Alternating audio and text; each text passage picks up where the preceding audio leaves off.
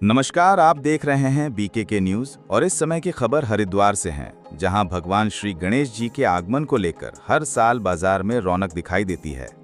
रंग बिरंगी प्रतिमाओं से सजे स्टॉल श्रद्धालुओं को अपनी ओर आकर्षित करते हैं, लेकिन इस बार मामला इसके बिल्कुल विपरीत नजर आ रहा है, क्योंकि सोशल मीडिया पर एनजीटी द्वारा जारी नियमों ने श्रद्धालुओं की आस्था पर गहरा असर डाला है। परिणाम ये हुआ कि जहां बाजारों में हर साल रौनक देखने को मिलती थी, वहीं इस बार सन्नाटा पसरा हुआ है। कारीगरों द्वारा बड़ी लगन और मेहनत से तैयार की गई प्रतिमाएं बिक नहीं पा रही। सर, जैसे मैं आपको बताऊं तो सर्वप्रथम जो ये गणपति जी का उत्सव बनाए गए महाराष्ट्र से पहले प्रारंभ हुआ है जिसका, उसके बाद तो धीरे धीरे हम देख रहे हैं कि ये प्रचलन पूरे देश में फैल रहा है। अब ये हमारे पूरे उत्सव साथ साथ हमारे भारतीय समाज को एवं हमारे पूरे देश को जोड़ने का काम करता है, जिसके लिए आप सभी से अनुरोध है कि इस उत्सव को अधिक धूमधाम से बनाएं और अपना पूर्ण सहयोग दीजिए। मूर्ति बनाने वाले कारीगरों का कहना है कि उन्हें इस बार लाखों रुपए का नुकसान झेलना पड़ा है। कई महीनों की मेहनत और पैसा डूबता नजर आ रहा है। उनका कहना है कि कर्ज पर पैसा उठाकर पिछले 4 महीना से मेहनत कर रहे हैं। आज जब उनकी मेहनत का फल मिलने का वक्त आया तो एनजीटी के नियमों ने उनके सपनों को तोड़ के रख दिया। पता नहीं झूठी अफवाह फैला दी, इसलिए बिक नहीं पा रही है। नहीं तो 2 दिन पहले हमारा काफी माल निकल जाता था। पता नहीं किसी ने फैलाई है। जो भी मूर्ति आता है कैंसिल कर करके जा रहे हैं और बहुत ज्यादा हमारी मूर्ति कैंसिल भी हो गई है। जो भी मूर्ति लेके जाएगा गंगा जी में सिराएगा, उनके 50,000 रुपये जुर्माना है लेने वाले को।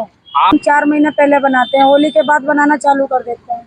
कम से कम 3 लाख रुपया 2.5 लाख रुपया तक आ जाता है। बड़ी मूर्ति बनाने में? नहीं, छोटी बड़ी सब मिक्स करके बनाते हैं। सारी मूर्तियां बनाने में? हाँ। तो आते हैं जो भी लेने के लिए, तो वो कहते हैं कि कल मूर्ति 600 की बुक करवा रखी थी, वो कह रहे हैं मैं 50,000 नहीं भरूंगा और वो छोटी मूर्ति हमारी कैंसिल कर दो। हमने चलो कोई बात नहीं, कह रहे हम 50,000 रुपये नहीं भर पाएंगे। तो इस वजह से हमारी पूरी मार्केट ऐसी की ऐसी पड़ी है और एक भी गणेश नहीं बिक रहा हमारा। स्थानीय नागरिकों का कहना है कि भगवान श्री गणेश जी की प्रतिमाएं तो हर साल हम पूरे उत्साह से लाते हैं। इस बार प्रशासन ने मूर्ति विसर्जन को लेकर जो नियम बनाए हैं वो बिल्कुल सही हैं। हमें लगता है कि इन नियमों से हमारी आस्था पर कोई असर नहीं पड़ता, बल्कि ये पर्यावरण को सुरक्षित रखने का एक अच्छा कदम है।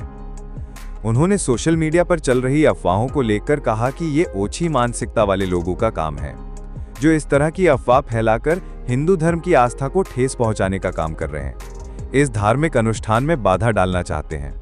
उन्होंने कहा कि भगवान श्री गणेश जी तो हमारे हृदय में विराजमान रहते हैं, चाहे हम प्रतिमा को घर पर स्थापित करें या फिर नियमों का पालन करते हुए विसर्जन करें। हमारी आस्था पहले जैसी ही अटूट है और रहेगी। रहता है उसको कभी भी माइंड क्या होता है ना, ये सब जो प्रोपेगेंडा होता है कुछ लोग को फैलाने के लिए, कभी भी ये सब जो मूर्ति जो होता है वो हमारे इन्वायरमेंट को कभी ज़्यादा नुकसान नहीं करता। जो हमारे प्लास्टिक का यूज़ करते हैं, ये सब जो यूज़ करते हैं वो हमारे इन्वायरमेंट के लिए बहुत नुकसानदेह है। जो हम लोग कारीगर बनाता है उस पर हमारे ज़्यादा फोकस करना चाहिए। उससे क्या हमारा होगा, जो बेरोजगार है, मतलब मेक इन इंडिया जो स्किल है उस सब में बहुत अच्छा आएगा और जो हमारे लोकल जो मतलब उन लोगों को बेनिफिट हो। श्रद्धा, आस्था और विश्वास का एक अनोखा नज़ारा भी आज बाजार में देखने को मिला, जो भगवान श्री गणेश जी की प्रतिमा की स्थापना से पहले मूर्ति कारीगरों द्वारा बनाई गई प्रतिमा को अपने हाथों से सजाते हुए मिली। उन्होंने बताया कि ये हमारी आस्था है कि हम जितना प्रभु की सेवा करेंगे उससे कहीं अधिक गुना फल हमारी पूजा प्रार्थना का हमें भगवान श्री गणेश जी देंगे।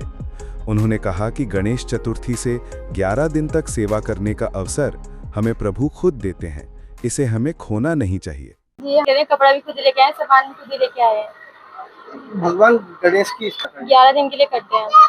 क्या मान्यता है? हाँ, हमारी श्रद्धा है, हम लोग अपनी श्रद्धा के लिए करते हैं। हमारी सारी मनोकामना पूरी करे भगवान, इसलिए और सबकी भी करें। ये महाराष्ट्र में अब इसका चलन पूरे देश में चले। हम लोग नासिक ढोल के साथ लेके जाते हैं, बैंड बाजा सब कुछ आता है। 11 दिन स्थापना के बाद उसी दिन हम लोग नासिक ढोल बुलाते हैं हम लोग। सोशल मीडिया पर चलने वाली पोस्ट ने न सिर्फ आस्था को प्रभावित किया, बल्कि उन कारीगरों के सपनों को चकनाचूर कर उनके घरों के चूल्हे भी ठंडे कर दिए, जो भगवान श्री गणेश जी की प्रतिमाएं बनाने को अपना जीवन समर्पित किए हुए हैं।